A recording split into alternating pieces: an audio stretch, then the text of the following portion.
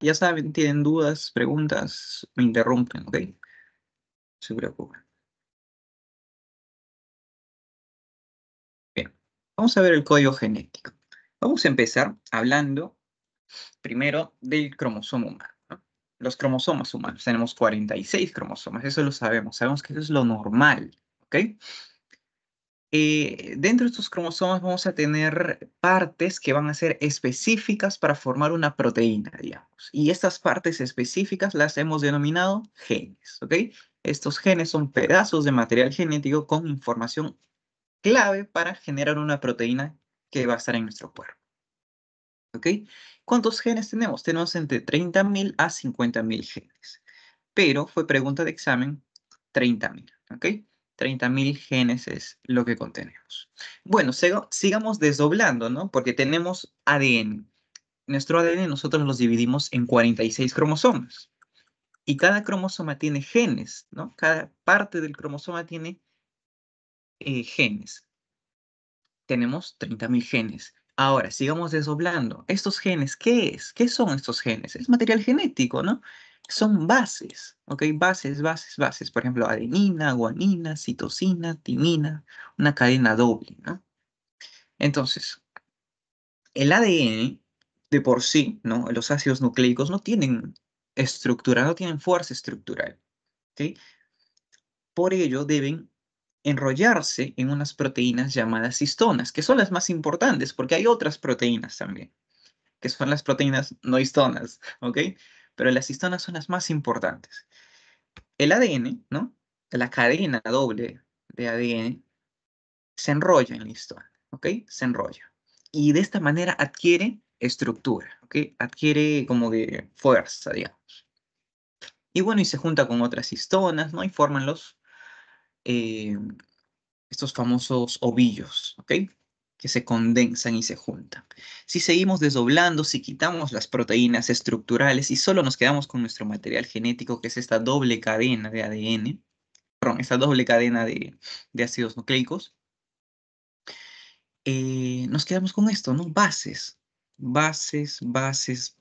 Eso es nuestro ADN. Nuestro ADN ya está codificado. ¿A qué se refiere? Que ya se ha estudiado nuestro material genético, ya está escrito base por base nuestro material genético, ¿ok?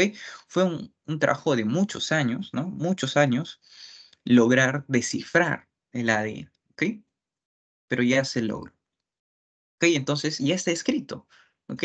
Ya está escrito base por base los genes que tenemos en nuestro cuerpo. Bien. Sabemos, básico, ¿no? La adenina siempre va con la timina y la guanina va siempre con la citosina, ¿ok? Siempre van a ir juntos. Bien, ¿cuántos pares de bases entonces tenemos? ¿Ok? Pares de bases me quiere decir cuántas bases va a haber. Por ejemplo, adenina, guanina, adenina, citosina. Acá hay 4 bases, ¿ok? Acá hay 4 bases. Un par de bases, ¿cuál sería? Adenina con su timina, ¿no? Guanina con citosina. Eso es un par de bases, ¿no? Porque siempre van juntos. ¿Y cuántos hay? Hay 300.000 millones de pares de bases, ¿ok? Eso creo que también fue alguna vez una pregunta exacta, ¿no? Números, ¿bien? Ahora, esto es lo importante, que entender y manejarlo rápido. O sea, entender y asociar rápidamente. Bien, el ADN no está intacto, ¿no? Siempre está transformándose, siempre está moviéndose, porque ¿qué? Yo me canso de explicar o de decir cuál es el fin último del ADN. El fin último del ADN es formar proteínas, porque la información que carga el ADN es para formar proteínas, para nada más, ¿no? Bien, entonces, el ADN que tenemos, que está en nuestro núcleo, tiene la capacidad, uno, de replicarse, ¿ok? ¿Qué es replicarse? Es sacar copias idénticas de sí mismo, ¿ok? ¿Y en qué momento se necesita? Por ejemplo, en la mitosis. Cuando una de nuestras células se va a dividir, va a hacer mitosis, tiene que duplicar su material genético, porque uno va a ir para una célula hija y el otro va a ir para la otra célula hija. Por eso debe duplicarse. Bien. Entonces, eso es la replicación, sacar copias idénticas de sí mismo. Bien, eso está fácil, replicación. Ahora, ¿qué más hace el ADN? El ADN también puede, ¿no? Pasar a otro código. El código ADN sabemos que es adenina, timina y guanina, citosina, ¿no? En cambio, el ARN, otra cosa que del ADN es que es de doble cadena, ¿no? Tiene dos cadenas. El ARN solo es una cadena, ¿ok? Y es otra información. Por ejemplo, la timina va a ser reemplazada por el uracilo. Sería adenina uracilo y guanina citosina, ¿ok? La timina es reemplazada por el uracilo y es otro código, ¿ok? Es otro código. ¿Cómo se hace esto? Lo vamos a ver más adelante, ¿ok? Pero es eso, pasar de idioma ADN a idioma ARN, ¿ok? Se saca una copia, no es que el ADN va a salir del núcleo, eso hay que dejarlo en claro. No es que el ADN sale del núcleo, se transforma y se convierte en ARN, no. El ADN siempre va a estar en el núcleo, ese es su lugar, ¿ok? Solo se va al momento de hacer la replicación para que haga células hijas, en ese momento puede ser que se salga por momentos del núcleo, pero el lugar del ADN es el núcleo y ahí se va a quedar. Entonces, ¿cómo se hace la transcripción? El ADN está en su núcleo, en su casa. Viene alguien y le dice, oye, necesito una copia de una parte de tu estructura. ¿Ok? Entonces el ADN dice, bien, saca la copia, ¿no? Yo estoy acá. Entonces viene este mensajero, digamos, ¿no? Viene y saca una copia del pedazo que necesita, ¿no? Pero no la saca no, la copia no es en idioma ADN, la saca en idioma ARN, ¿ok? Saca la copia y dice gracias y se lleva la copia que él creó en idioma ARN. Y eso es la transcripción, ¿ok? Es sacar una copia del ADN, pero en otro tipo de idioma que es el ARN. ¿Bien? Listo. Eso es la transcripción. Bien, y ahora, ¿qué hago con esta copia que he sacado? ¿No? Bien, ¿qué hago con esta copia? Esta copia tiene un propósito, ¿ok? Generar proteínas, generar ese gen que ha sacado, ¿no? Porque generalmente sacan genes, sacan copias de genes. Esta copia que tiene, ahora voy a generarlo en una proteína, ¿ok? Pero ¿cómo la genero en una proteína? Voy a una estructura, ¿no? Que produzca proteínas. ¿Y cuál es esa? El ribosoma, ¿no? El ribosoma es el encargado de producir proteínas. ¿Y dónde está el ribosoma? Está en el citoplasma, ¿no? Entonces, viene el mensajero al núcleo, se va al núcleo, saca la copia, ¿no? En un idioma nuevo, sale del núcleo, se va al citoplasma, se va al ribosoma y entrega la información al ribosoma. Toma, le da la información. Y el ribosoma lee, ¿no? Como que lee la información que trajo este mensajero, ¿no? Y empieza a generar la proteína aminoácido por aminoácido, ¿ok? Porque las proteínas son un conjunto de aminoácidos. Aminoácido por aminoácido va generando la proteína, ¿bien? Y esa es otra de las cosas que hace el material genético, la traducción, ¿ok? Bien, la traducción es pasar del ARN a una proteína, ¿ok? Pasar la información del ARN a una proteína. Bien. También hay otra cosa que es el ADN complementario, ¿no? Por ejemplo, yo tengo mi ARN, ¿no? Yo ya saqué una copia del ADN, pero la tengo en otro idioma. Pero ¿qué pasa si necesito otra vez ADN, ¿ok? Necesito otra vez el ADN. Puede pasar otra vez de ARN a ADN, ¿ok? Esto se llama transcripción inversa. Y el resultado va a ser ADN complementario, ¿bien? Eso también fue una pregunta extra. Y eso es como les explicaba, ¿no? Son analogías que se hacen para entender mejor. El ADN está en la célula, en su casa, ¿no? Viene alguien a sacar una copia, ¿no? Saca una copia del ADN en otro idioma, claro. Y se lleva esa copia. ¿Se lleva a dónde? Al lugar donde se pueden hacer proteínas. Va al ribosoma, entrega la información. Y el ribosoma es el encargado de generar como que bloque por bloque la proteína. ¿Bien? Con información del ARN. Hablemos un poco de historia rápidamente, ¿no? ¿Quién fue el pionero, ¿no?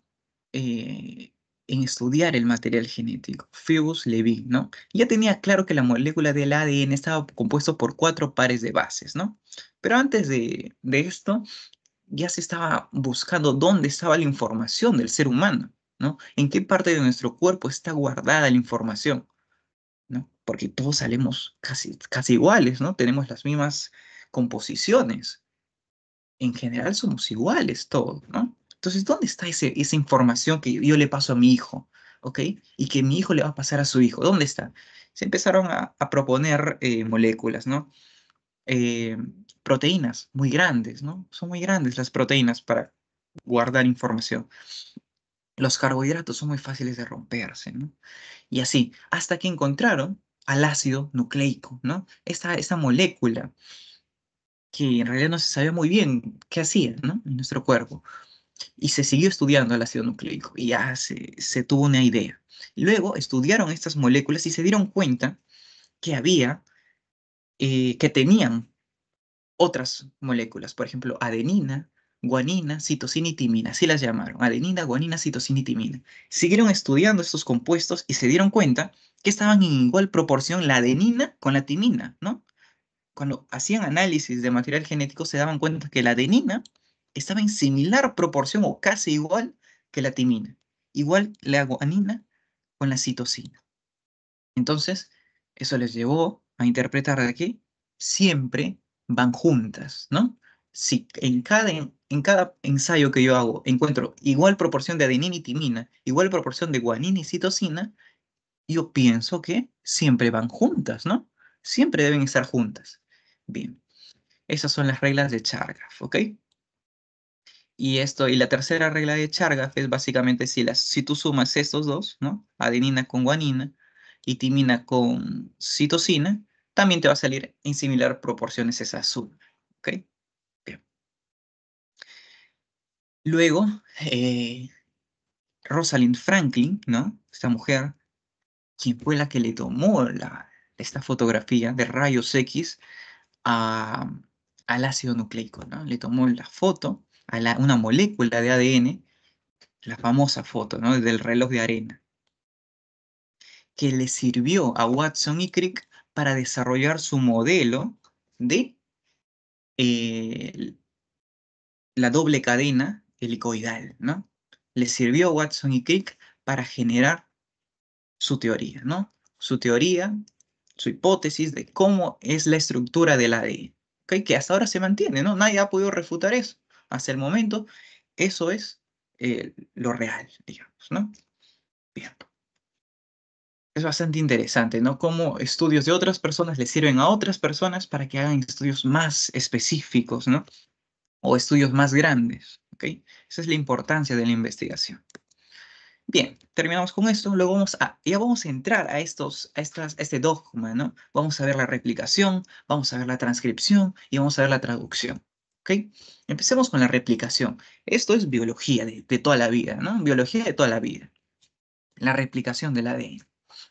Sabíamos que para que nuestro material genético eh, pueda replicarse, primero debo desdoblarlo, ¿no? Porque está envuelto y está pegado a ambas cadenas, ¿ok? Primero lo desenvuelvo, ¿ok? ¿Con qué? Con la helicasa, ¿no? Con la helicasa lo desenvuelvo, ¿bien? Y mientras lo va desenvolviendo, pues se va abriendo también. Pero ¿quién es el protagonista de generar la replicación? El ADN polimerasa 3, ¿ok? Este es el protagonista, ¿ok? Él en realidad es el que va a hacer casi toda la chamba, ¿bien? Bien. Recordemos que el ADN, la replicación del ADN, siempre va a ser en una dirección, ¿ok? Siempre va a ser en una dirección. En dirección 5' a 3'. Siempre va a ser en esa dirección la replicación del ADN, ¿ok? Porque yo tengo dos cadenas, ¿no? Que tienen una dirección. Mi plantilla líder, ¿no? O sea, de donde voy a sacar la copia, una de las copias, claro, de donde voy a sacar una de las copias va de 3' a 5', ¿ok? Va así, ¿no? De 5' a 3'. Entonces, la copia que yo voy a sacar debe ir para el otro lado, ¿no? ¿Ok? Entonces, va a ir de 5' a 3', siempre. Siempre va a ir de 5' a 3' la replicación. ¿Bien? ¿Y cómo se inicia la replicación? Se inicia con un primer, ¿ok? Un primer. ¿Quién pone el primer? La primasa. ¿Ok? Esta estructura coloca el primer, que es básicamente decirle o marcar el lugar donde se va a iniciar la replicación. Ese es un primer. Un primer es como una marca que se pone, es como un sello que le avisa a esta estructura de acá, al ADN polimerasa, acá empieza, ¿no? Es básicamente eso. El primer le avisa al ADN polimerasa dónde va a empezar a hacer las copias, ¿ok? ¿Y qué hace el ADN polimerasa? Completa, ¿no? Completa lo que encuentra. Por ejemplo, si acaba de encontrar adenina, el ADN polimerasa lo que va a hacer es colocar una timina. Y así, es completar. Eso es lo que hace el ADN polimerasa. Completa lo que falta. Y va generando una nueva cadena de ADN, una cadena doble, ¿no? Va a generar una nueva. Ahora, el problema viene con la otra cadena, ¿ok? Con la plantilla trazada se le denomina. Porque mientras uno va, ¿ok? ¿No? Va así de corridito, ¿no? De corridito va haciendo la replicación, porque va en dirección 5', 3', al otro lado tiene un problema, ¿ok? Que mientras uno va avanzando chévere, el otro está atrasado porque su dirección es la contraria, ¿no? Es 3', 5', ¿no? Entonces su replicación no va a seguir a la otra hebra, ¿ok? Su replicación no sigue a la otra hebra, por lo que tiene que hacerlo de a poquitos, ¿no? De a poquitos lo va a hacer. Se colocan primers, ¿no? Por ejemplo, acá se coloca un primer, y el ADN polimerasa completa lo que puede. Luego se coloca otro primer y el ADN polimerasa completa lo que puede, hasta el otro primer. Y así, primer, y va completando el ADN polimerasa. Así, ¿ok? Bien. Estos se llaman los famosos fragmentos de Okazaki, ¿ok? Me acuerdo que lo vi en el colegio, ¿no? Y en el colegio les juro que no entendía qué diablos eran los fragmentos de Okazaki, y en la universidad lo entendí mejor, ¿no? ¿Qué es? ¿Ok? Bien. Y bueno, eso sería básicamente la replicación del ADN. Bien. Luego, esto es la traducción. Nos estamos saltando la transcripción, ¿ok? Porque lo vamos a ver un poquito más ampliado la transcripción. Así que pasamos directamente a la traducción, ¿no? Les dije que el ARN, que se sacó una copia en ARN, ¿no? Se sacó una copia de ARN que se denomina ARN mensajero, ¿no? Se denomina ARN mensajero. ¿A dónde va? Va al citoplasma, va al ribosoma y le entrega la información, ¿ok? Le entrega la información. Y esta información se va a dividir en codones. Un codón es 3 bases, ¿ok? 3 bases. Eso es un codón, 3 bases. ¿Y cada codón qué significa? Cada codón significa un aminoácido, ¿ok? Un aminoácido. Por ejemplo, si ingresa el codón AUG, ¿ok? Si ingresa el codón AUG, por ejemplo acá, AGU, ¿no? AGU ingresa. Viene otra estructura que se denomina ARN de transferencia, ¿ok? Con su anticodón, ¿no? Que es el UCA, ¿no? Viene el anticodón y se reconoce con el codón, ¿no? Se reconoce el anticodón con el codón. ¡Pac! Se unen.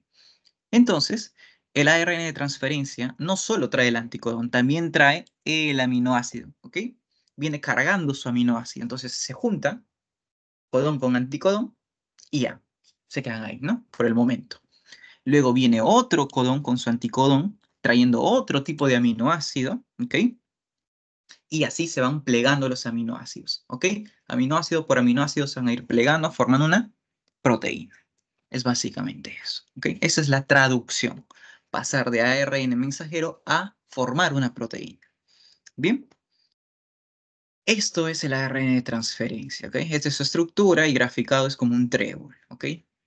¿Qué es el ARN de transferencia? Es material genético, ¿ok? Es ARN también. Tiene su dirección 3', 5', pero en la dirección 3', ahí es donde va a traer su aminoácido, ¿ok? Ahí va a estar adherido el aminoácido, ¿bien? En la segunda cresta, digamos, ¿no? De este trébol, o en la segunda hoja de este trébol, va a estar el anticodón, ¿ok? Que son básicamente 3 bases. No tienen mucha ciencia el anticodón. Que se va a reconocer con el otro codón, ¿ok? ARN de transferencia, ¿bien? ¿Cómo está compuesto un ácido nucleico? ¿Ok? Esto les encanta preguntar, pero es fácil de preguntar. Así que estos son puntos asegurados para ustedes si lo dominan.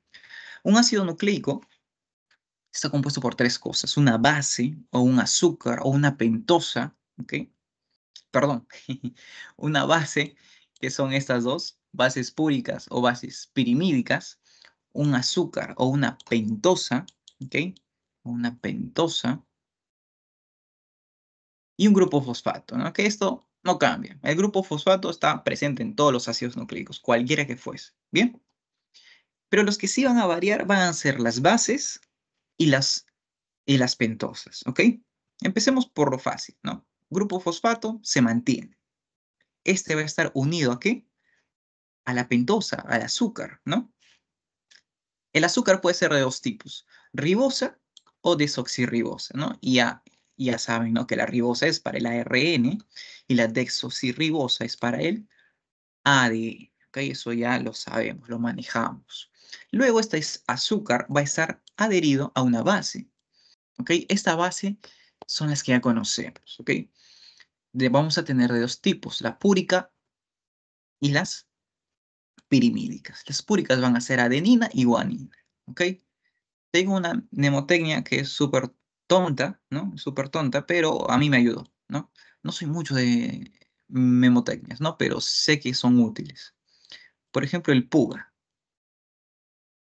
Es una palabra que no tiene sentido, ¿no? Que no se asocia a casi nada, pero me la aprendí. Puga, puga. Y solo sabiendo, recordando esta palabra, yo podía saber cuáles eran pirimídicas y cuáles eran púricas, ¿ok? Puga. ¿Por qué? Pu de púrica, pues, ¿no? Y guanina y adenina son púricas, ¿no? ¿Y cómo decía cuáles son las pirimídicas? Pues las que no son, las que no están acá, ¿no? Las que no están acá son las pirimídicas: citosina, timina y uracilo. ¿Bien?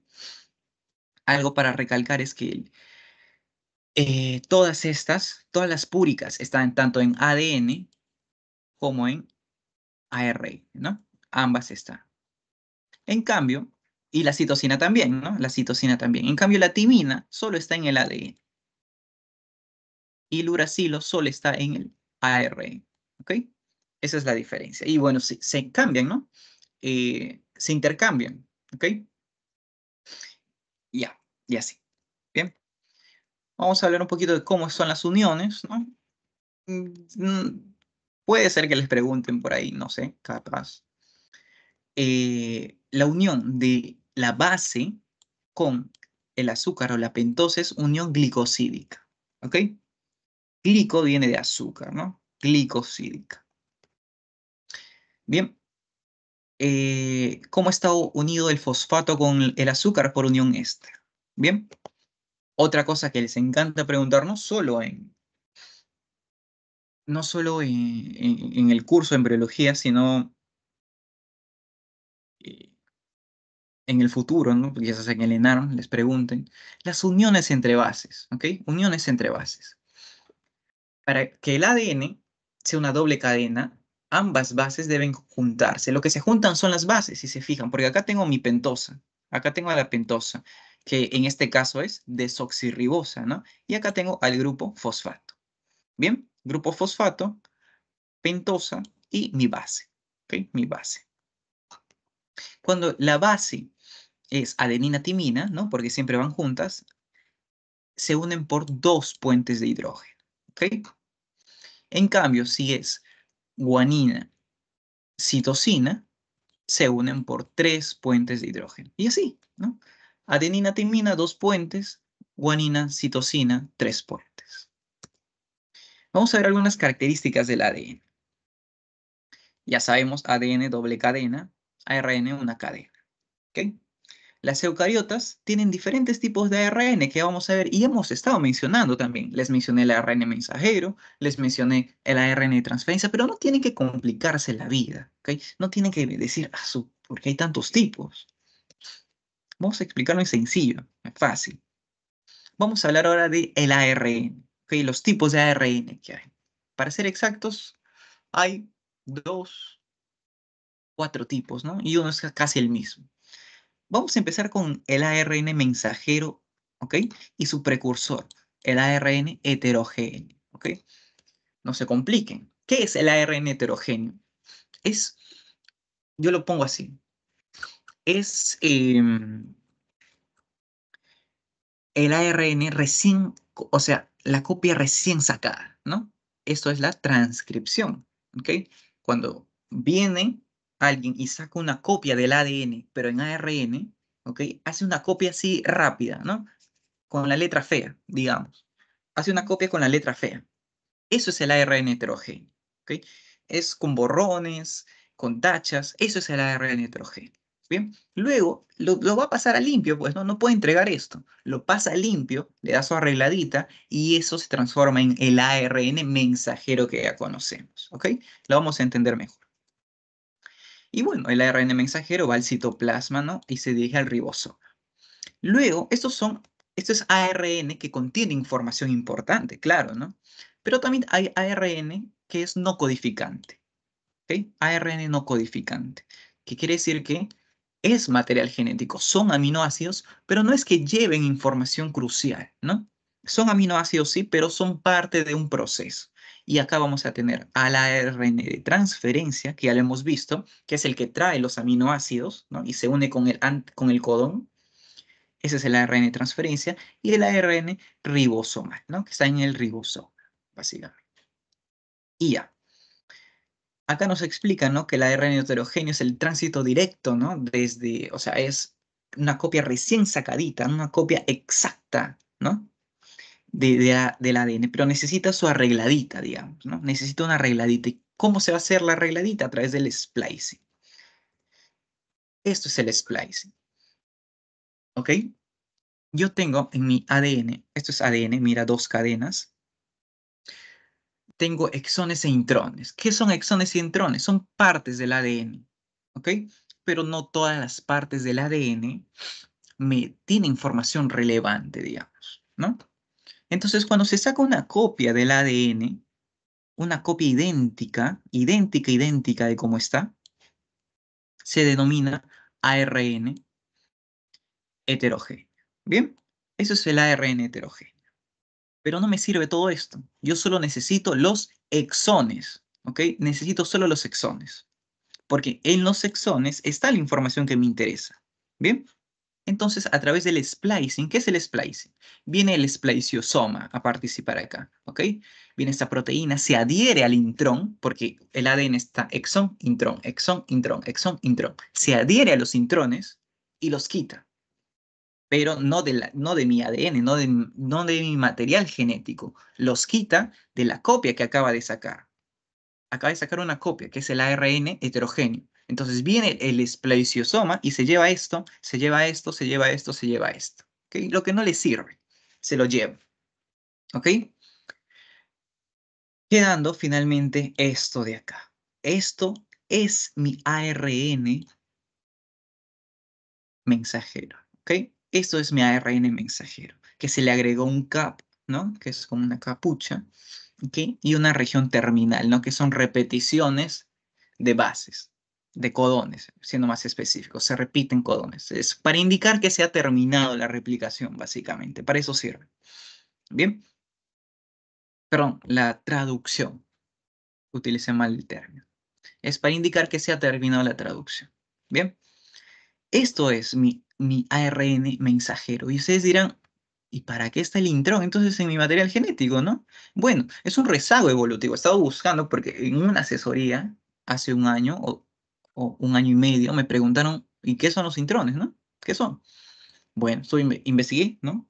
Hay hipótesis, no hay nada seguro, que dicen, o la más fuerte es que es parte de la evolución, ¿no? Recuerden que nosotros somos producto de una evolución.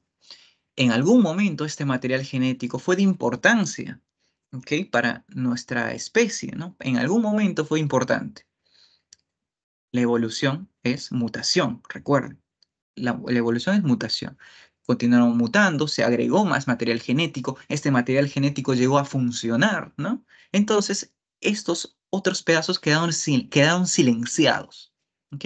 Y ya no son de relevancia, ya no se expresa estas cosas, ¿ok? Entonces, eso es, ¿no? Son rezagos de la evolución, pero sigue estando en nuestro código genético, ¿ok? Sigue estando ahí. Bien, entonces eso es, ¿no? Solo nos quedamos con los exones, que son lo importante que se va a traducir en una proteína. Bien. Esto es el código genético nuclear. No lo tienen que aprender, ¿no? Pero sí tienen que saber 3, 4 cosas puntuales, ¿no? El codón de inicio, que es el AUG, que también codifica para el aminoácido metionina, el AUG, y los codones de stop, ¿no? Que son los que indican que hasta acá se termina todo, ¿ok? Hasta acá se termina la traducción. Los codones de stop son el UAA, el UAG y el UGA. ¿Bien? Eso sí, les recomiendo que se lo aprendan. ¿Ok? Eso sí les recomiendo. Vamos a ver un poco sobre las propiedades del código genético. Es universal. Todo ser vivo tiene material genético. Es degenerado. ¿Ok? ¿Qué quiere decir? Que puede ir cambiando, ¿no? Que ha ido cambiando. Es lineal porque es base por base, ¿no? Base por base. Base por base. En una cadena. Es una unión de bases específicas, ¿no? ¿A qué se refiere? La adenina se une siempre con la timina y la guanina siempre se une con la citosina. Es una unión entre bases específica. Bien, es un código de tripletes, los hemos visto. Los tripletes son los codones. Los codones es hablar de un aminoácido, ¿no? Acá, por ejemplo, si a mí me toca este codón uracilo, uracilo, uracilo, lo que me está diciendo es que va a traer un aminoácido que es la fenilalanina, ¿ok? Citosina, uracilo, uracilo, quiere decir leucina, ¿ok? Y se repite, por ejemplo, todos estos codones me va a dar leucina, todos estos, ¿ok? Todos esos, ¿bien? El codón que inicia es el gen AUG, ya lo hemos visto, que también es para metionina. Los codones de terminación son estos, que lo hemos visto. Es variable, ¿no? ¿Por qué? ¿Por qué es variable? Porque el código genético no es el mismo de persona a persona, siempre varía en ciertas cosas, ¿no? En puntos, en ciertas cosas puntuales varía, ¿ok? Es variable. Nunca tenemos el mismo material genético que otra persona, a menos que sean gemelos monocigóticos, ¿no? Que sean gemelos gemelos, ahí sí son el mismo material genético. Es estable, ¿no? ¿A qué se refiere con estable? ¿No? Si tú me acabas de decir que hay mutaciones, claro, pero las mutaciones sí es cuando se ha roto la capacidad de reparación del ADN. Nuestro ADN está en constante reparación, porque nosotros estamos expuestos a un montón de teratógenos todo el tiempo, solo que tenemos métodos que lo compensan, ¿ok?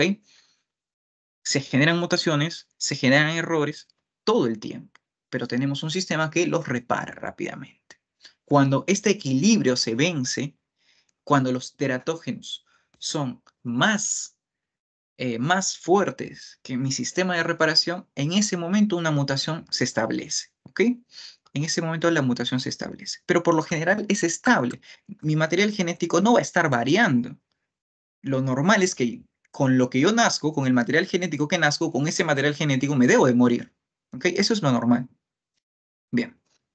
Es una estructura totalmente cifrada, ¿no? Se basaron en la síntesis de cadenas de polinucleótidos desiguales. ¿Qué quiere decir que es cifrada? O sea que ya está, la podemos escribir. Podemos escribir nuestro código genético, ¿ok? A través de las bases. ¿Bien? Listo. El gen, ¿qué les dije que es el gen? Es un pedazo de material genético con información específica para formar una proteína importante, ¿ok? Eso es básicamente un gen. ¿Cuáles son las características del gen? Que tiene la capacidad de dirigir la formación de una réplica exacta de sí mismos, ¿no? La replicación, la capacidad de mutar, esto es, de sufrir alteraciones sin perder la capacidad de reproducirse. Esto es importante en la mutación. ¿Por qué? Porque una mutación, pues yo hablo de una mutación cuando este cambio que se generó no le hizo perder a esa célula la capacidad de replicar, de dividirse, o sea, de replicarse. ¿Bien? ¿A qué voy? Si yo, bueno, voy a poner el ejemplo, ¿no? De que yo soy un ADN, ¿ok? Yo soy un ADN, ¿ok? Yo soy ADN, pero muto, ¿ok? Muto. O sea, cambia algo en mi estructura, cambia. Digamos que me quedé sin un dedo. Me quedé sin un dedo, eso es mi mutación como ADN. Esta mutación sería relevante si yo pierdo la capacidad de tener hijos, ¿ok? Si yo pierdo la capacidad de tener hijos, ¿esto que ha cambiado sería relevante? No, porque este cambio que se generó muere conmigo. Pero si yo genero esta mutación, pierdo un dedo, ¿no? Digamos, yo soy el ADN, pierdo un dedo, muté, pero no perdí la capacidad de tener hijos, ¿ok? No perdí esa capacidad. Entonces, yo le voy a pasar esta mutación a mi hijo, ¿ok? Bien. Entonces ahí es cuando la mutación toma relevancia, cuando la mutación no pierde su capacidad de reproducirse, ¿ok? Bien. Porque no nos interesan las mutaciones que perdieron capacidad de reproducirse. No nos interesa porque muere ahí, ¿no? Esa mutación se muere ahí con esa célula y se acabó. ¿Bien? Pero cuando puede reproducirse esa célula, ahí es el problema, porque genera células mutadas. Y esa célula va a tener células hijas que también van a estar mutadas y así. ¿Bien? También tienen la capacidad de dirigir la formación de enzimas u otras proteínas. ¿Ok? Ese es el fin de los genes, básicamente. Vamos a ver cómo funcionan los genes. ¿Ok? Les dije, ¿no? Que tienen exones y tienen intrones, ¿no? Acá están los exones y acá están los intrones. Intrones, zonas que no me interesan. Pero ahora una pregunta, una curiosidad, ¿no? ¿Cómo sabe el ARN polimerasa? Porque recuerden que teníamos un ADN polimerasa que completaba para la replicación. Bien, ahora, ¿quién saca la copia? ¿No? ¿Quién es el encargado de sacar la copia del ADN para pasarlo de ADN a ARN? ¿No? ¿Quién lo hace? El ARN polimerasa, ¿no? No te compliques con los nombres. Si uno era ADN polimerasa, era el que completaba. ¿Quién va a completar para el ARN? El ARN polimerasa, ¿no? Bien. Pero ¿cómo lo hace, no? Porque el ADN es enorme, ¿no? 3.000 millones de pares de bases, ¿no? ¿Cómo sabe el ARN polimerasa dónde ir a sacar la copia de ese gen? ¿No? ¿Cómo sabe acá empieza el gen y hasta acá tengo que sacar la copia, ¿no? Para generar la proteína que quiero en ese momento. ¿Cómo sabe? A través del modelo del operón. ¿Qué me dice el modelo del operón? Que hay genes estructurales. Estos son mis genes estructurales, los que contienen la información para generar la proteína. ¿Ok? Y tenemos genes reguladores, ¿no? Que están antes de los estructurales y son los que como que señalizan, ¿no? Y los que permiten, los que dan la autorización para que se saque una copia de este material genético. ¿Ok? Bien. Dentro de los genes reguladores vamos a tener al promotor y al operador, sobre todo. El promotor es donde se va a unir el ARN polimerasa, ¿ok? El ARN polimerasa ya va a tener una afinidad por esta zona del ADN, ¿ok? En el promotor. Viene el ADN polimerasa y se ubica. Ya, acá tengo que estar. De acá tengo que sacar una copia, ¿no? De acá tengo que hacer una copia. Y luego, después del promotor está el operador. El operador es quien da la orden de que, bueno, sí, saca la copia o, oye, todavía no saques la copia, espérate. Bien, eso es lo que hace el operador. El promotor es como le da la ubicación, le dice, oye, ven acá ubícate a la ARN polimerasa y el operador es quien le da el pase, digamos, si quiere, ¿no? Bien. En el operador va a haber, en el operador, perdón, se va a reconocer con otra proteína. Acá se va a ubicar otra proteína. ¿Ok? Dependiendo, con la proteína represora. Acá se va a ubicar la proteína represora. ¿Ok? Cuando está activa, se junta al operador. Cuando la proteína represora está activa, se va a pegar al operador y va a impedir que la ARN polimerasa avance. ¿Ok? Pero cuando la proteína represora está inactiva, le da pase libre, ¿no? No hay nada que le impida a la ARN polimerasa hacer su copia, ¿ok? En ARN. Bien, y así es como funciona, ¿no? La transcripción. Bien, a ver, ¿hasta acá alguna duda, pregunta, chicos? Bueno, avancé bastante antes de hacer esto, de las preguntas. pero hasta acá es una parte importante, ¿ok? ¿Alguna duda, pregunta?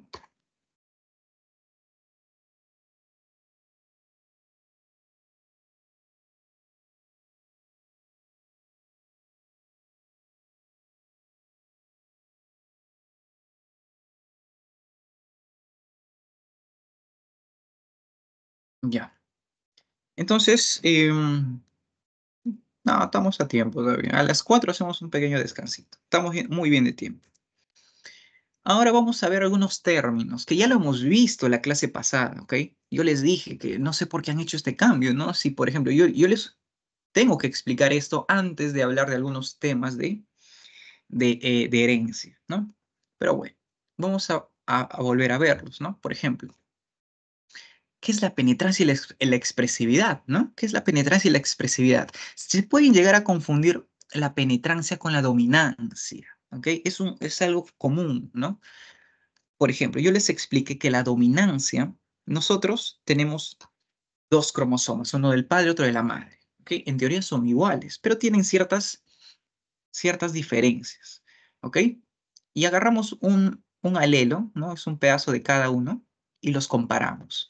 Entre esos dos alelos, que en teoría son lo mismo, uno de ellos se debe de expresar. No se van a expresar ambos cromosomas, ¿ok? Se tiene que expresar solo uno, ¿ok?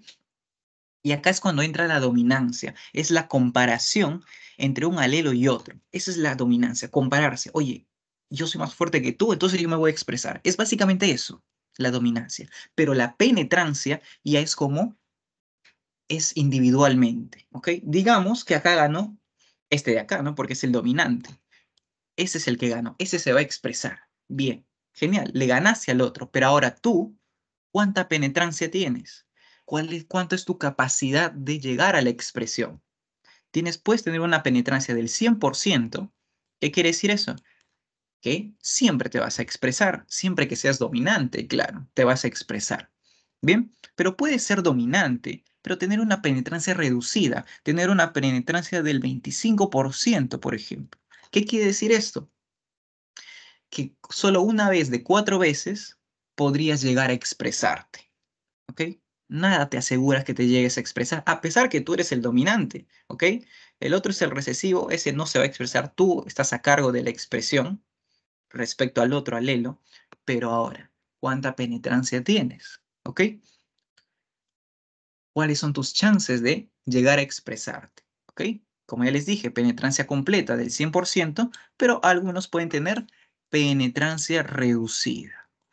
¿Ok? Un claro ejemplo es el retinoblastoma, ¿ok? El gen que afecta para que se produzca el retinoblastoma es autosómico dominante, ¿ok? O sea, es dominante el gen mutado, ¿no? Esta patología es dominante, pero tiene una penetrancia reducida.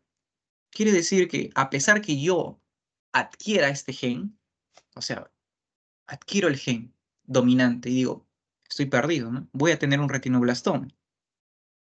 No, no, porque la penetrancia es reducida. Tengo las chances de que eso no se llegue a expresar nunca, ¿ok? Puede pasar, nunca se llegue a expresar, pero o puedo tener la mala suerte, ¿no? De que sí llegó a expresarse y genero el retinoblastoma, ¿ok? No confundan, por favor, dominancia con penetrancia, ¿ok? Si no ha quedado claro esto, me lo dicen y lo vuelvo a explicar. Luego tenemos a la expresividad. La expresividad es la gama de fenotipos que puede haber de una determinada mutación, digamos, ¿ok? Vamos con ejemplos, por ejemplo, neurofibromatosis, ¿no? La neurofibromatosis tipo 1, ¿qué era? Era tener o manchas color café con leche o tener neurofibromas, ¿no? Esos pequeños tumores, o tener alteraciones oculares, o tener efédidas axilares, algo así era. ¿Ok? Pero lo más importante era manchas color café con leche o neurofibromas.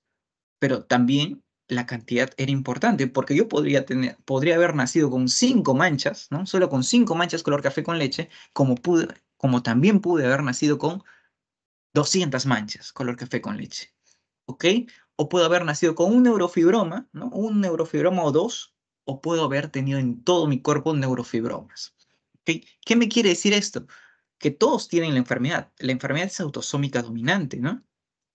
Todos tienen la enfermedad. Todas estas personas tienen neurofibromatosis tipo 1. Pero si tú los ves a todos, vas a encontrar muchas diferencias, sobre todo en severidad.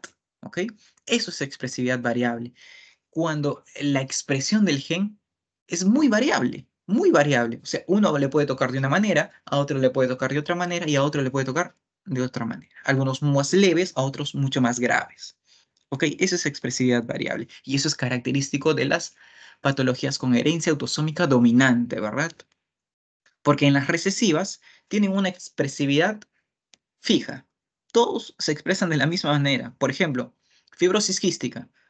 Todos en fibrosis quística tienen problemas para eliminar, ¿no? Mucosidad, ¿no? Porque la mucosidad se vuelve muy espesa, ¿ok?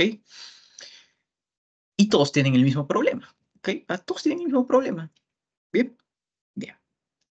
Espero que haya quedado claro eso. Vamos a ver ejemplos rápidamente. Expresividad variable, la campodactilia. La campodactilia es tener uno de nuestros dedos en flexión constante, en flexión constante. Estas personas no pueden tener el dedo recto, siempre está en flexión constante, ¿ok? No es traumática, no es de origen neurogénico, o sea, no es causado por nada, simplemente nacieron así y así van a estar siempre, ¿bien? En flexión constante, uno de sus dedos. Pero, ¿cómo es? ¿Cómo, por qué digo que tiene expresividad variable? Porque se puede expresar en cualquiera de nuestros dedos, en cualquiera, pero generalmente es en el quinto dedo, ¿bien? Puede ser bilateral o solo en un lado, ¿ok? O sea, en todas las personas no va a ser igual la campodactilia. En algunos va a ser en dos dedos, ¿no? En dos dedos. En algunos va a ser solo en una mano o en otros va a ser en dos manos y así, varía, ¿no? Eso es expresividad variable. El retinoblastoma, ¿no? Este tumor, ¿no? De la retina que tiene penetrancia reducida, ¿no? O sea, yo puedo nacer, es autosómico dominante, ¿no? Yo puedo nacer con el gen dominante, pero hay la posibilidad que no desarrolle la enfermedad, ¿no? Porque tiene penetrancia reducida. El albinismo también es un ejemplo de expresividad variable, ¿no? Se han dado cuenta que algunas personas tienen albinismo solo cutáneo, ¿no? Pero otros tienen óculo cutáneo, o sea, el ojo también carece de pigmentos, ¿ok? Pero ambos tienen albinismo. Acá hay otros términos, por ejemplo, pleitropía. Les encanta preguntar, ¿qué es la pleitropía? ¿No? Y es básicamente esto, te ponen como respuesta a esto, un gen, varios efectos, se acabó, ¿ok? Un gen, varios efectos. ¿Qué me quiere decir la pleitropía? O genes pleiotrópicos, ¿no? Que solo que se altere un gen me va a dar varios sistemas alterados, digamos. Un claro ejemplo es el síndrome de Marfan, donde está mutado el cromosoma 15, ¿no? En el brazo Q, que codifica la fibrilina, ¿ok? Y la fibrilina es una proteína estructural que la tenemos en casi todo nuestro cuerpo. Entonces, ¿qué va a afectar? Afecta al sistema cardíaco, sistema ocular y al sistema musculoesquelético, ¿ok? Afecta esos sistemas sobre todo, pero solo hubo error en un gen. Solo un gen fue donde estuvo el error y mira todo el problema que nos generó. Eso es la pleitropía. La fibrosis quística también. Esto tiene herencia autosómica recesiva, ¿verdad? Pero es la mutación de un gen que hace que no haya una buena salida del cloro, ¿no? De los canales de cloro, generando mocos espesos. ¿Y qué va a pasar? Va a afectar mis pulmones, sobre todo, que es lo más importante, ¿no? No puedo respirar bien, me muero. Pero también puede afectar al páncreas, porque el páncreas también secreta mucosidades, ¿ok? Porque también es un órgano exocrino, libera las enzimas proteolíticas, ¿no? El páncreas. También se puede taponar, me puede dar una pancreatitis, ¿no? También me puedo morir de una pancreatitis. Y así, ¿no? También glándulas sudoríparas se obstruyen, ¿no? Se generan muchas veces infecciones de las glándulas sudoríparas por la obstrucción, ¿ok?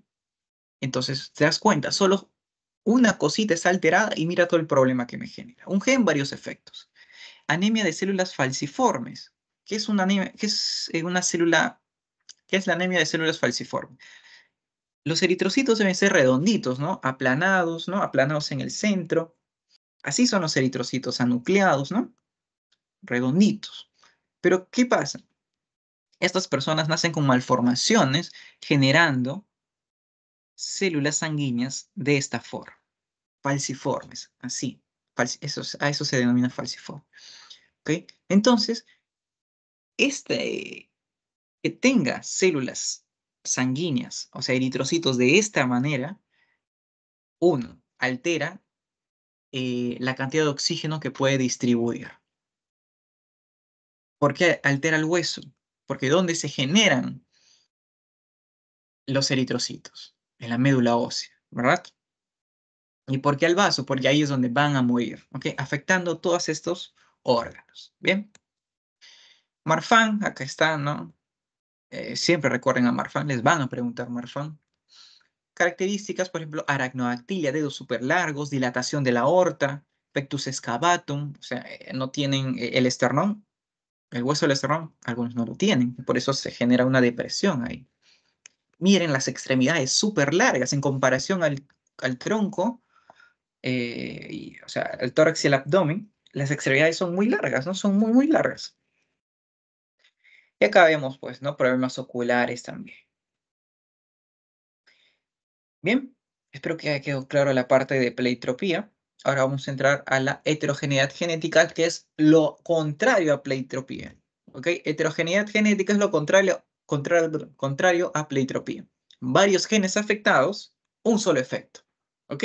El otro era un gen, varios efectos. Acá son varios genes afectados, un solo efecto. ¿Ok? Por ejemplo, en osteogénesis imperfecta están mutados dos cromosomas, el cromosoma 17 y el cromosoma 7. ¿Ok? Lo que hace que genere, lo que hace que se forme de manera incorrecta, eh, ¿cuál era esto? Se me fue el nombre. El colágeno, ¿ok? El colágeno hace que se forme de una manera incorrecta, generando huesos súper frágiles, ¿ok? Lo vamos a ver después. Síndrome de Wanderburg, ¿ok? Lo más importante del síndrome de Wanderburg, aparte de su fenotipo, ¿no? Que es algo característico, es la sordera, ¿ok? Es la sordera. Y hay varios locus, hay varios genes implicados en el síndrome de Wanderburg, ¿ok? Varios genes implicados. La siguiente clase vamos a entender mejor esto, ¿ok? ¿Por qué hay varios genes implicados? Porque en realidad lo que está afectado es un gen maestro. Un gen maestro es un gen que manda a otros genes. Les dice en qué momento expresarse, ¿ok?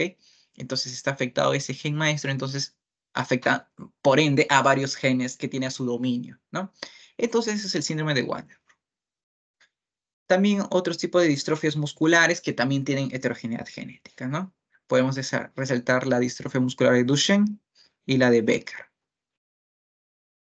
Esa es la osteogénesis imperfecta, son los niños de cristal, no sé si lo han visto o han escuchado el término, los niños de cristal, con huesos de cristal.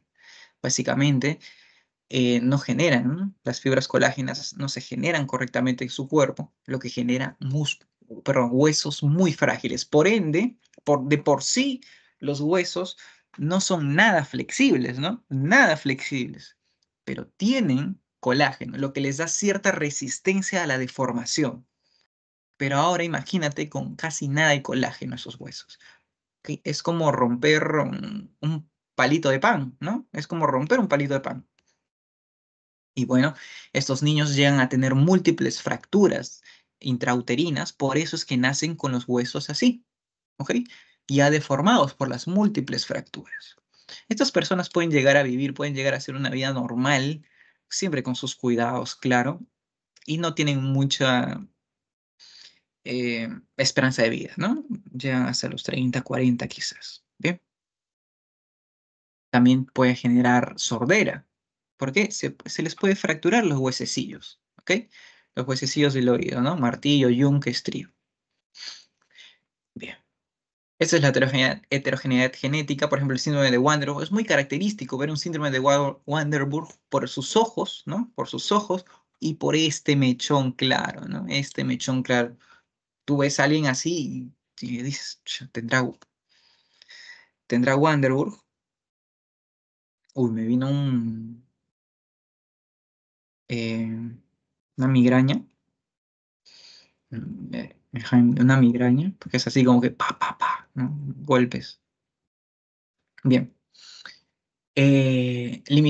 Caracteres limitados por el sexo, por ejemplo, la pubertad precoz, ¿no? La pubertad precoz, ¿qué es? En niños, cuando llegan a la pubertad antes de los 8 años y en niñas cuando llegan a la pubertad antes de los 9 años, ¿ok?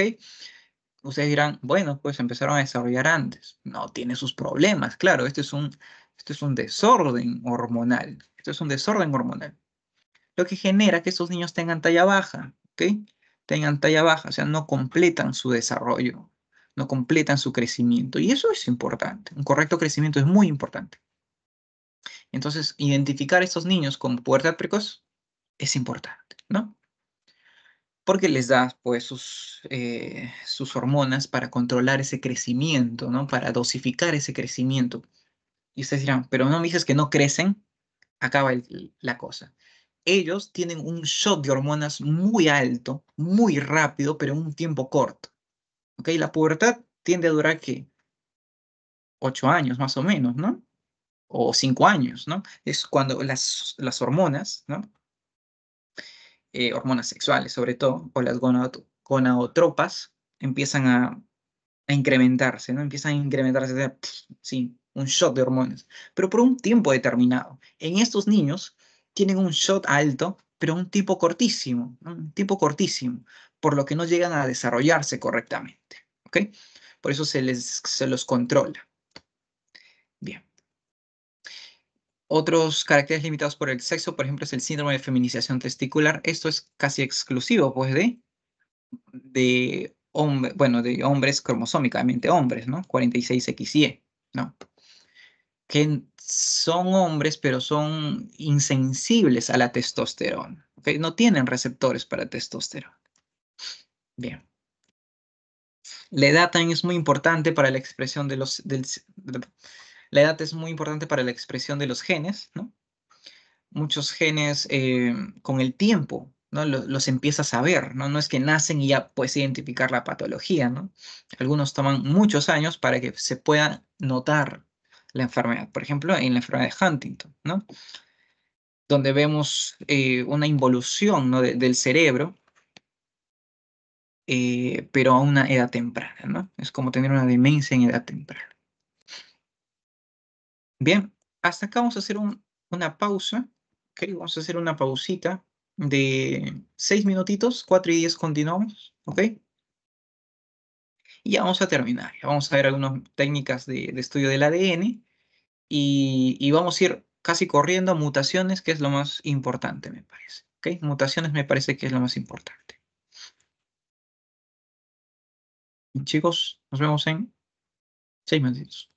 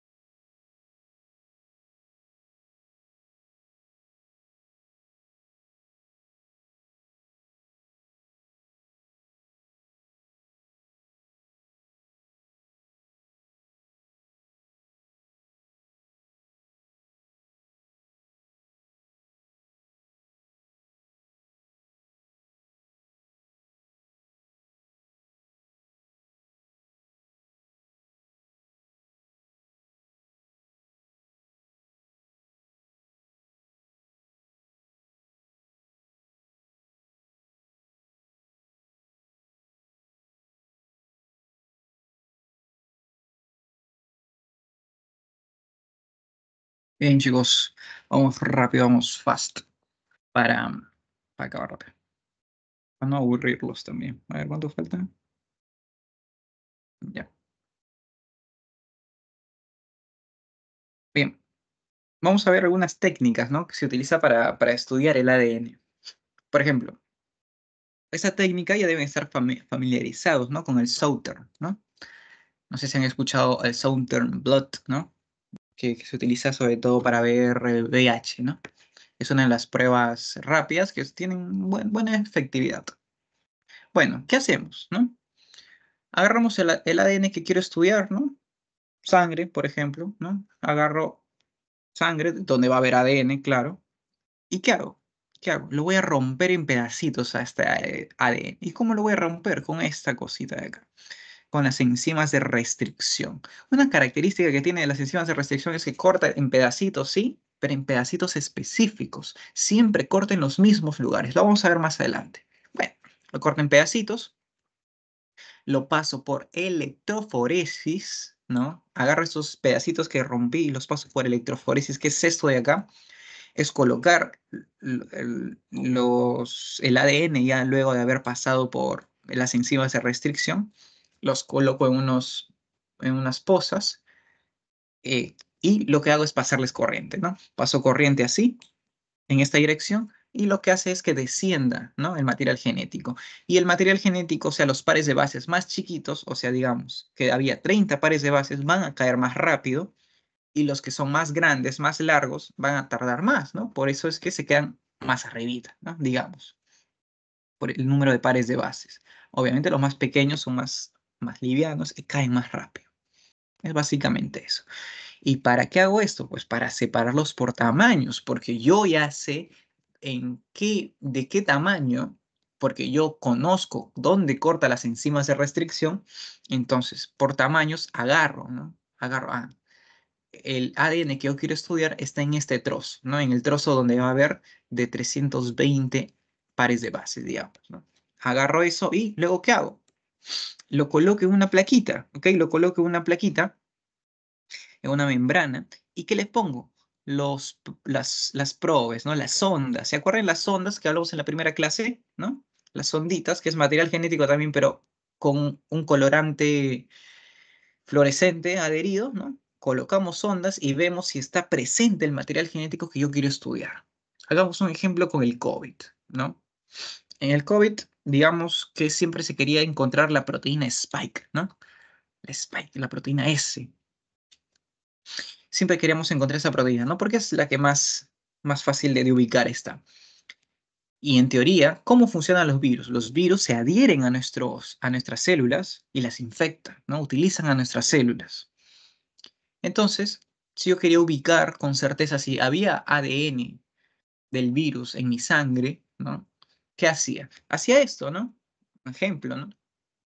Agarraba el material genético, ¿no? Lo rompía y le colocaba mis sondas, ¿no? Le colocaba las sondas. Si estas sondas se adherían, se encontraban el material genético de la proteína Spike, si la encontraban, se adherían, ¿no? Y yo podía ver si estaba o no presente esa proteína, digamos, ¿no? La PCR, la reacción en cadena de la polimerasa, ¿ok? Muy de moda también durante la época de COVID, ¿no? Es básicamente, ¿qué es? Por su nombre, ¿qué te dice? Reacción en cadena de la polimerasa. Polimerasa, esta palabra me suena. ¿Te acuerdas del ADN polimerasa?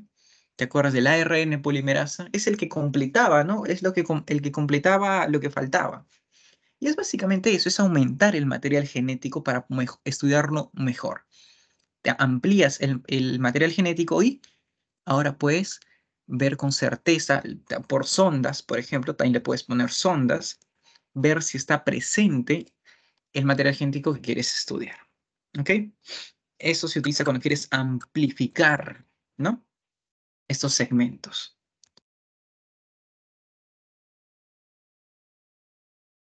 Luego tenemos el ADN mitocondrial.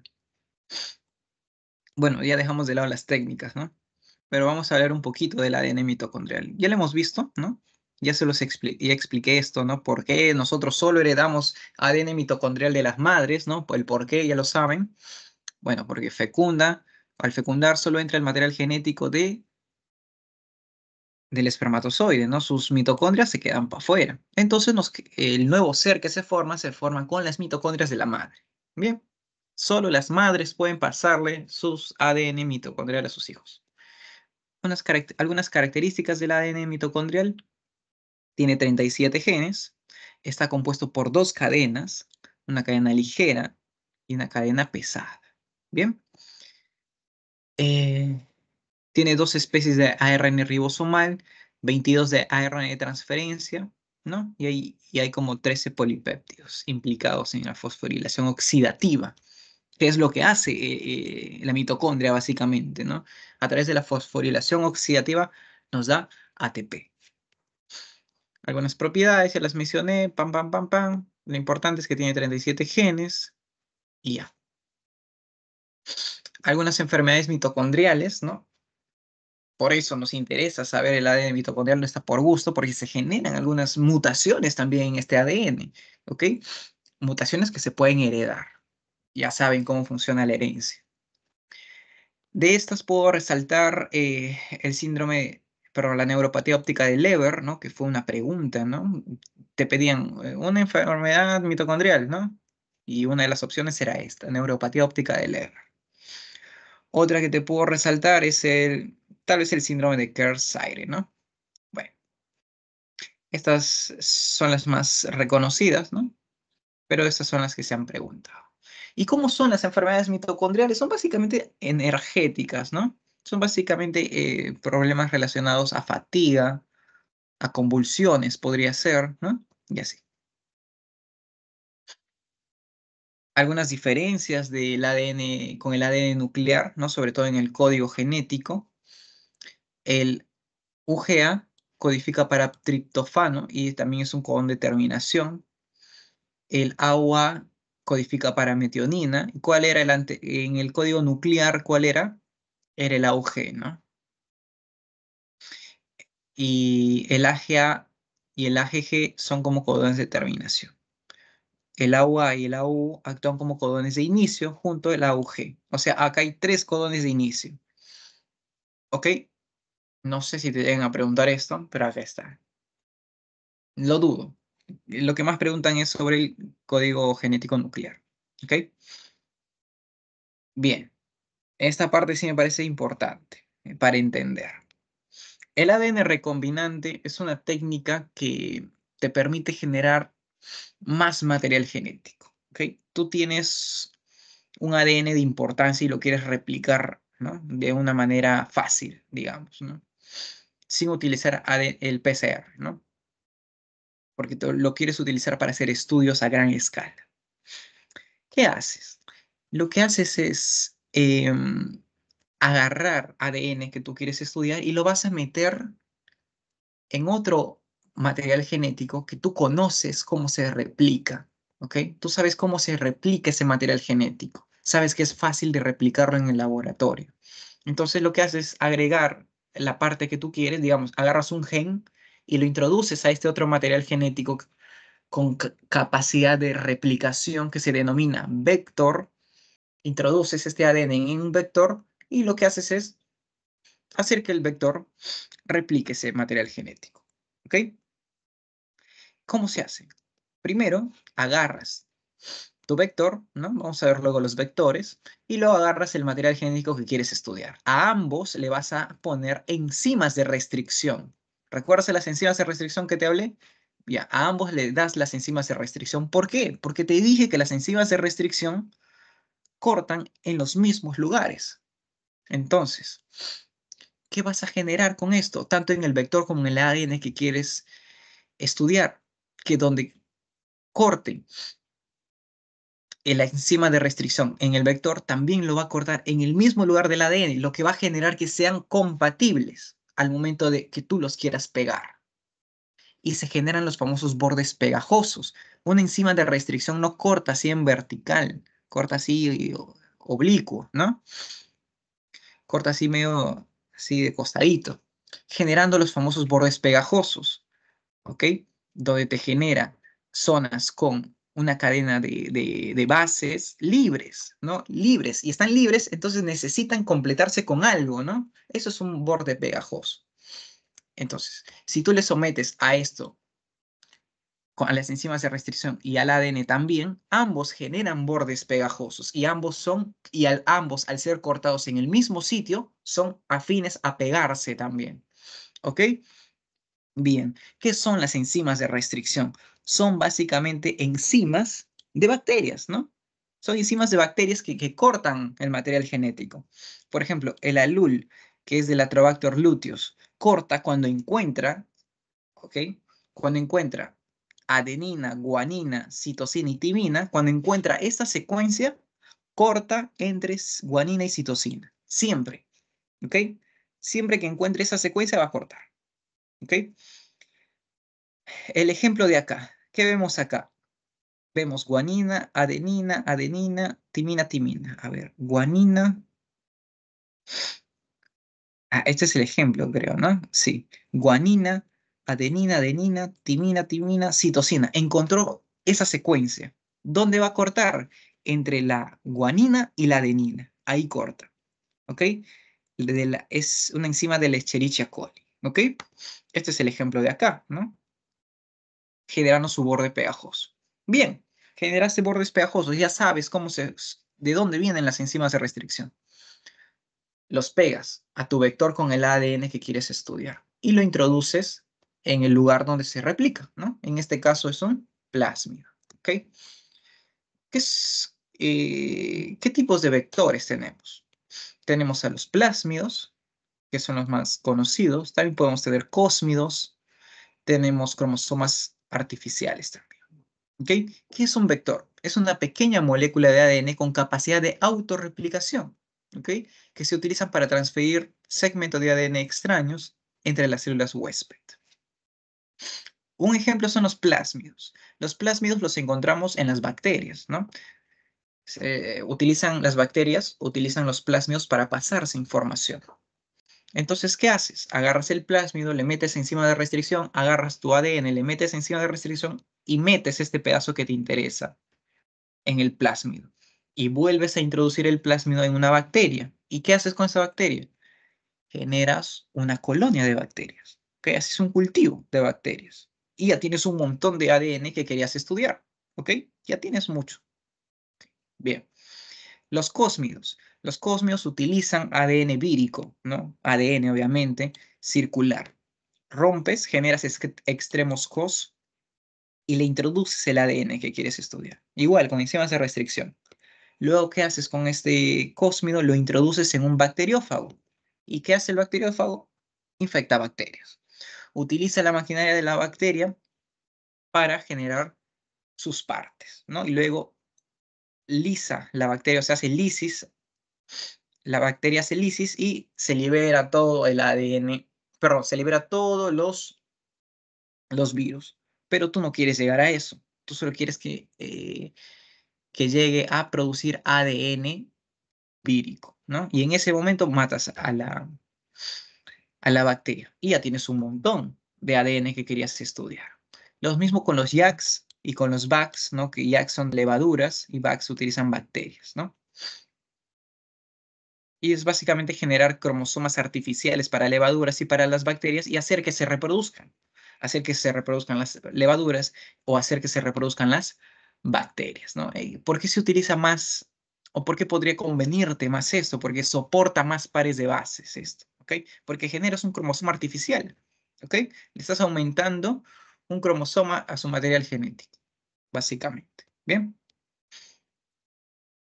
¿En qué se puede utilizar el ADN recombinante? Por ejemplo, en ver los polimorfismos de longitud de los fragmentos de restricción, ¿no? O sea, seguir estudiando cómo se comportan las enzimas de restricción, ¿ok? Porque yo utilizo enzimas de restricción y corta en ciertos puntos, ¿no? Claro, pero para saber en qué puntos corta tengo que hacer estudios, ¿no? Entonces, para eso necesito un montón de ADN, igualito, ¿no? Un montón del mismo ADN para ensayar con ese ADN varias veces cómo se corta, ¿ok? Cómo es que funcionan las enzimas de restricción y así.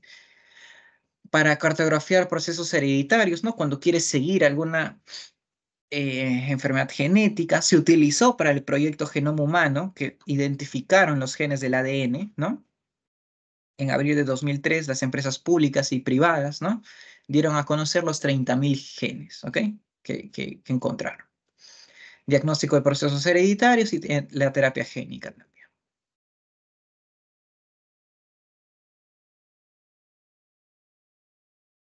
Escucha música, ¿no? Bueno, ¿en qué se puede aplicar, ¿no? La ingeniería genética, por ejemplo, en la producción de proteínas, ¿no? Por ejemplo, la insulina, proteína muy importante actualmente.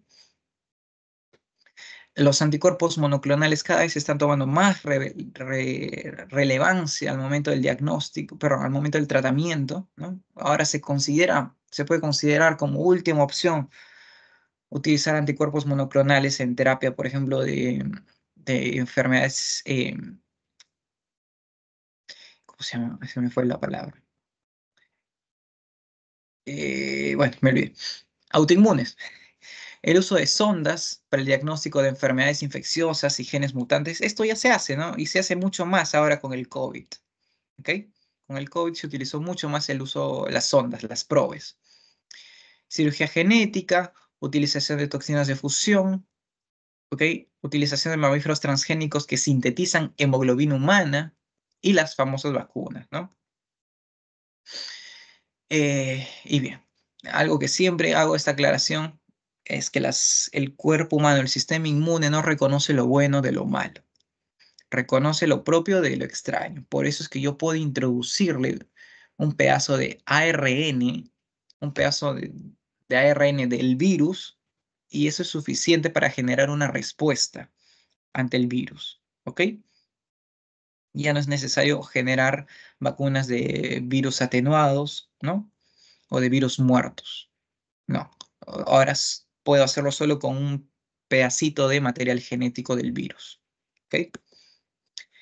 Bien, llegamos a la parte que me interesa, mutación. Bien, ¿qué es la mutación? Es la variación del material genético. ¿Ok? Es la variación del material genético. Pero siempre recuerden que no debe perder su propiedad de replicación. ¿Ok? Porque si pierde esa propiedad ya no estamos hablando de una mutación. Bien. Puede ser microscópica o submicroscópica. Submicroscópica es que se reemplaza solo una base. Y aunque no lo creas, que solo se cambie una base trae muchos problemas. Eh, ¿Cómo podemos detectarlo, no? En organismos inferiores, como bacterias, podemos diseñar experimentos. Y en el genoma humano lo hacemos eh, por el fenotipo, ¿no? Por las características diferentes que vemos, por cómo ese ser humano es diferente o cómo su cuerpo funciona de manera diferente. ¿Ok? Bien. ¿Qué puede afectar la frecuencia de las mutaciones de los genes? ¿Ok? Uno es el tamaño del gen. Cuando el gen es muy grande, ¿no? Por ejemplo, en la distrofia muscular de Duchenne, hay 2 millones de pares de bases que forman parte del gen. Entonces, es mucho más probable que se genere una mutación ahí. En cambio, en la neurofibromatosis tipo 1, hay solo 300.000 pares de bases.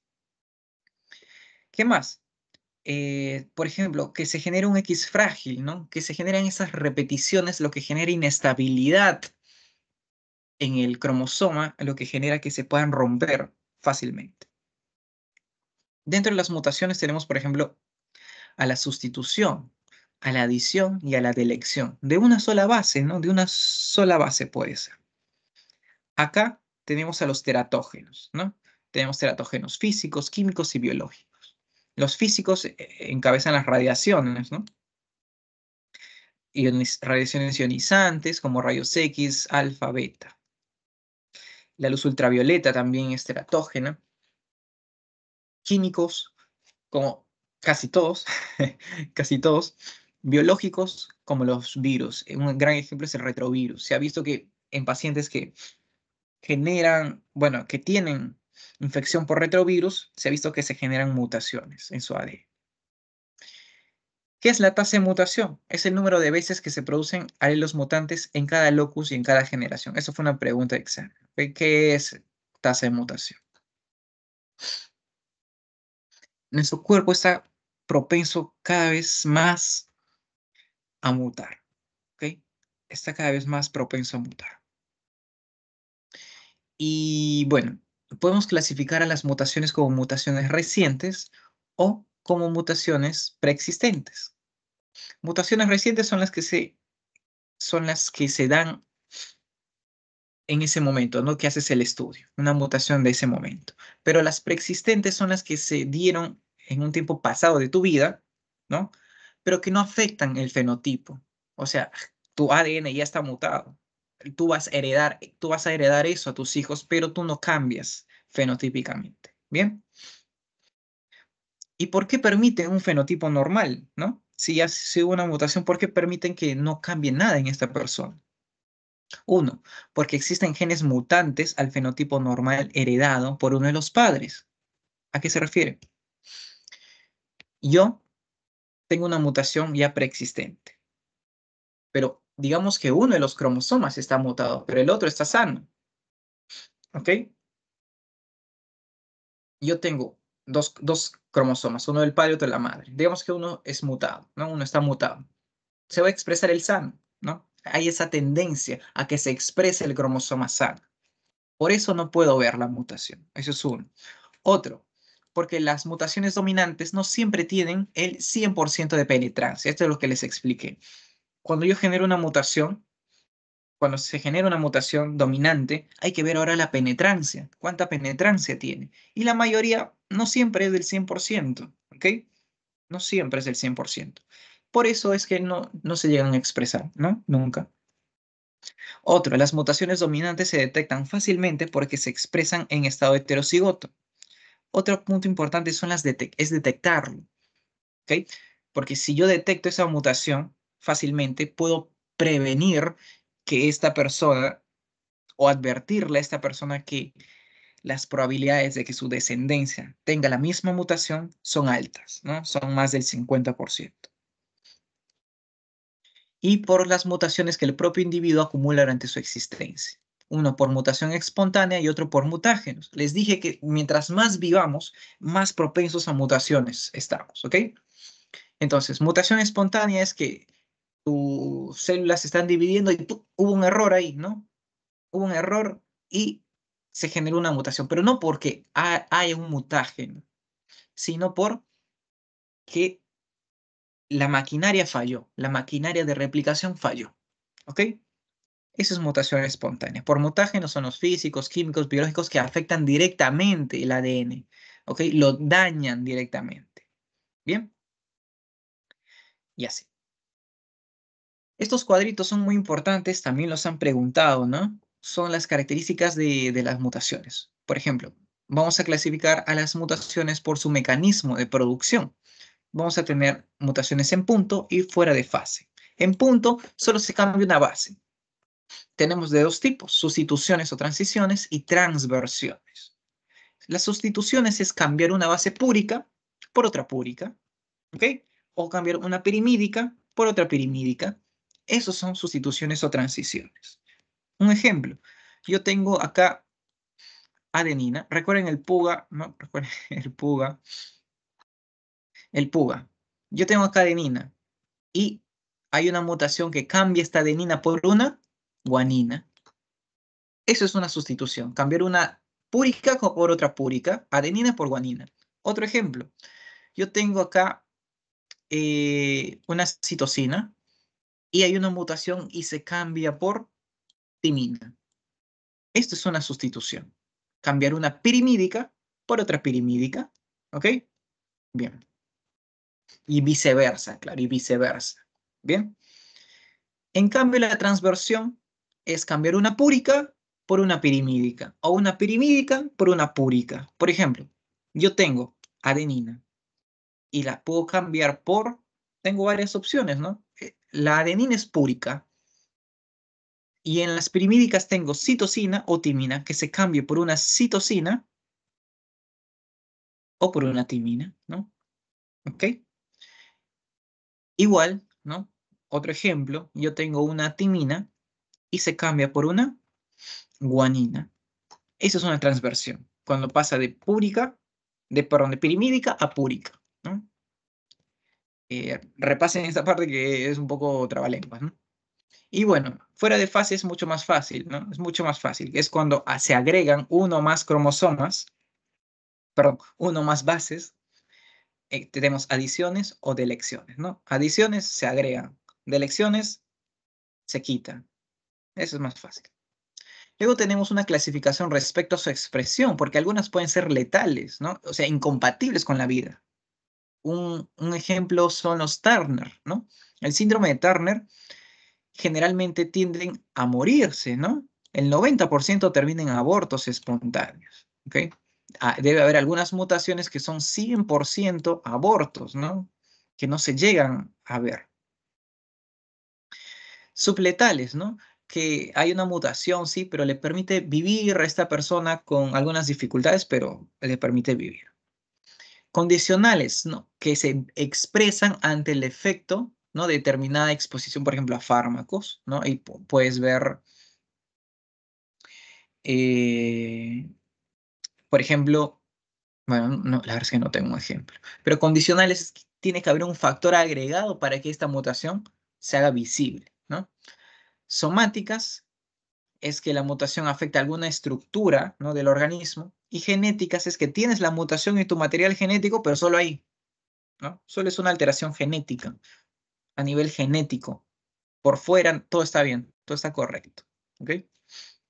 Luego tenemos por el efecto que producen en el organismo quien las tiene, ¿no? Que tiene la mutación. Algunas pueden ser positivas, ¿no? La, la, la evolución, ¿no? Es un conjunto de mutaciones positivas, ¿no? Para la especie. Son mutaciones que les dio una ventaja sobre su entorno. ¿Ok? Esas son mutaciones positivas. También puede haber mutaciones negativas, ¿no? Que son la mayoría de las enfermedades, ¿no? Que nosotros ahora estudiamos, pero en que en algún momento durante la evolución fue una desventaja. Y generalmente los que obtenían mutaciones negativas morían. Y al morir ellos, muere la mutación. ¿Ok? Ahora no es así. Ahora nosotros tenemos la capacidad de mantener vivas a las personas, darle la oportunidad de reproducirse también, ¿no? Y luego tenemos neutros, pues que no confieren ninguna ganancia o pérdida, ¿no? Una ganancia o desventaja, ¿no? Con respecto al entorno. Y bien, eso sería todo, chicos. Espero que hayan entendido. ¿Tienen alguna duda, pregunta? Pueden hacerla. Voy a pasarles el post-test rapidito.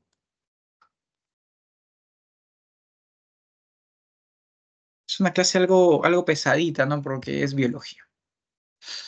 La siguiente clase es mucho más rápida. Generalmente es 1 hora, ¿ok? Yo lo denomino genes maestros, son básicamente genes que mandan otros genes, ¿no? Vamos a ver eso, ¿no? Y vamos a ver un poquito sobre errores dismorfogenéticos, ¿no? Que son básicamente las malformaciones, disrupciones y así, ¿no? Síndromes, ¿no? En general, o sea, ¿por qué se llama síndrome? ¿Qué es un síndrome? Es básicamente eso, ¿no? No vamos a ver un montón de patologías, no. Vamos a ver terminología, básicamente, ¿ok? Bueno, espero hayan entendido, chicos. Ahí está el post-test. Si no hay más dudas, preguntas,